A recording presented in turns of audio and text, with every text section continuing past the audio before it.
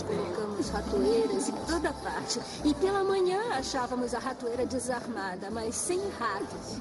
O quê? Então, uma noite eu vi o paizinho aqui saindo da cama. Já sei. No meio da Sigmund noite, Freud. e E se daí? escondeu. É uma grande ideia. Acabou de passar de Joseph Conrad para id e superego. E eu tenho certeza que ele desarmou as ratoeiras para deixar o queijo para os malditos ratos. Você é aquele Disney bem que adoram ratos, não é, meu amor? Então que tal Manolete? Quem? Manolete, o grande toureiro espanhol. Imagine, Clark ali, numa roupa cheia de brilho nas planícies andaluzas. O Sr. Wells está tentando sinalizar.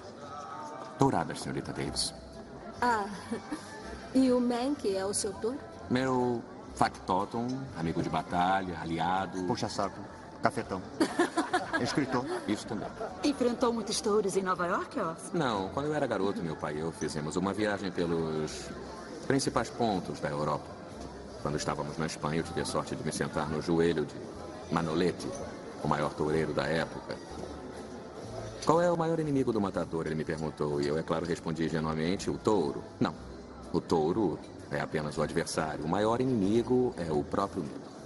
Sabe, para matar o touro, primeiro tem que aprender a pensar como ele.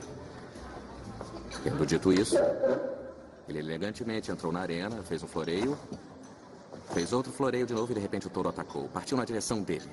As patas calamitosas fazendo a terra tremer por baixo dos pés de Manolete. E quando ele estava quase em cima dele, ele foi para o lado, fez outro floreio e atacou. E quando a poeira assentou, a espada havia sumido. Ela desaparecera no sangue da fera. É uma barbaridade.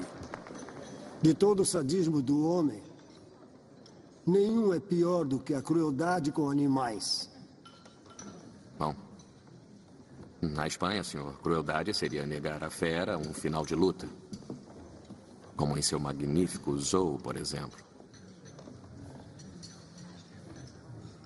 E quem é o senhor? Orson Welles, senhor. Ah, o ator. E diretor. Desejo sorte a você. Em Hollywood, o touro e o matador são trucidados. Por que a observação sobre o Zoo? Por que não o deixou quieto? Porque ele é um hipócrita, Mank. E daí? Escuta, eu gosto de vir aqui. Eu quero ser convidado de novo. Por quê? Você não tem lugar aqui. Porque Marion é minha amiga. Você ouviu o que ele disse? Pregando contra a crueldade humana com os animais. Mas pelo amor de Deus. Venha, quero mostrar uma coisa.